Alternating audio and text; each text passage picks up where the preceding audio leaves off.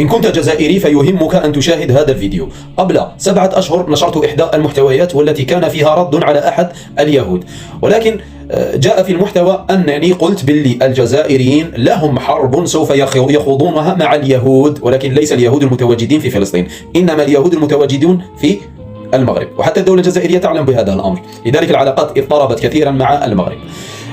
لمن لم يشاهد المحتوى فالمحتوى ها يمكن أن تضغط تذهب وتشاهد المحتوى، لكن هنالك بعض الأشخاص طالبوني بدليل، يعني مع أنني أعطيتهم الأدلة الموجودة في كتب الأبوكريفة وأتيتهم حتى بأدلة موجودة في السنة النبوية، ولكن يعني سبحان الله هنالك من لا يتعب نفسه، يعني يريد كل شيء جاهز. لذلك سوف أعطيكم دليل آخر، وهذا الدليل يعني من عند حاخام من الحاخامات الكبار تكلم على الجزائر وما سوف يحدث في السنوات القادمة.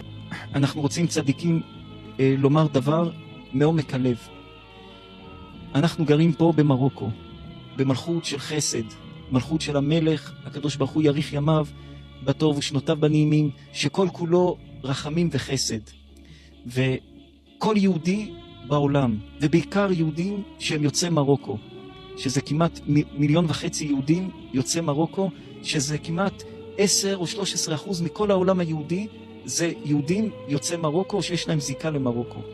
מרוקו הייתה המקום הבטוח בעולם ב2000 שנים האחרונות לעם ישראל. עכשיו יש זמן לא פשוט במרוקו. يلا نشاهد حاخام ثاني، وهذا الحاخام له منصب رفيع في الدولة اليهودية. شاهد ماذا قال.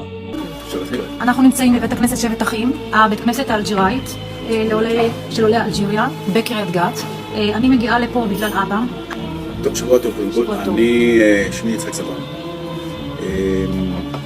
עליתי ארצה בשנת 56, סטודנט משפטי, ואני וכל למעשה רוב המשפחה שלנו, כולל הדודים והסבא וכל המשפחה עלו בסביבות 56-57.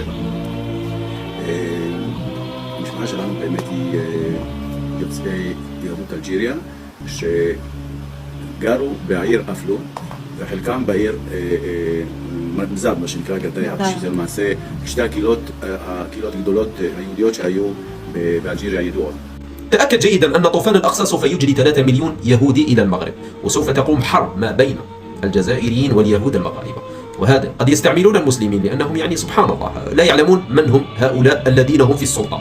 ولكن تعال أخبرك ماذا قالت النبوءات عن المغاربة التي قالها الرسول عليه الصلاة والسلام، ويعرفها حتى حاخاماتكم، لأن الله سبحانه عز وجل وش قال يعرفونه كما يعرفون أبناءهم. تعال أخبره. رواه مسلم في صحيحه عن ابن عتبة قال كنا مع رسول الله صلى الله عليه وسلم في غزو، فأتى النبي صلى الله عليه وسلم قوم من قبل المغرب عليهم ثياب السوق، فوقفوا عند أكمة فإنهم لأعلاها وهو أسفلها، فقالت لي نفسيتهم لا يرتعونه، فقلت لعله ليجيب معهم، فأتيت فحلت بينهم وبينهم فحفظت منه 4 كلمات أعدهن في يدي. قال تغزون جزيرة العرب يفتحه الله ثم فارس يفتحه الله، ثم تغزون الروم يفتحه الله، ثم تغزون الدجال يفتحه الله. قال يا نافع لا رب الدجال يخرج حتى تفتح الروم. نافع بن عتبة يقول جابر بن سمرة هذا هو ابن عمته.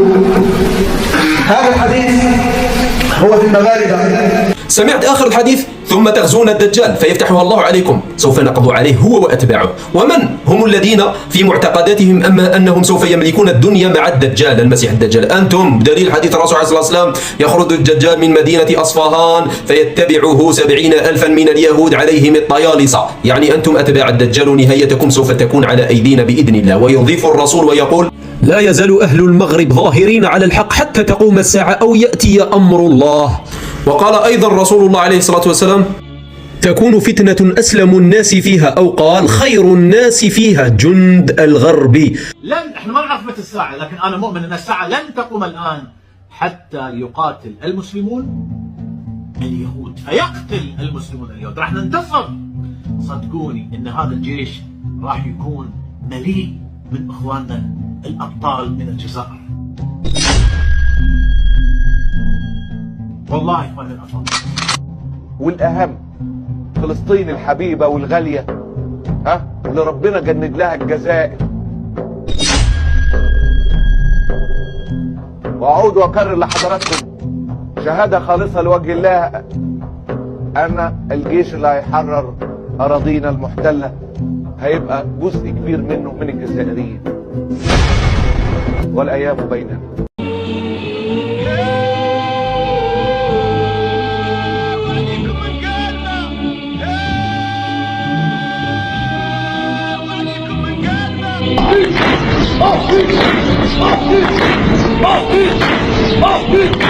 وطني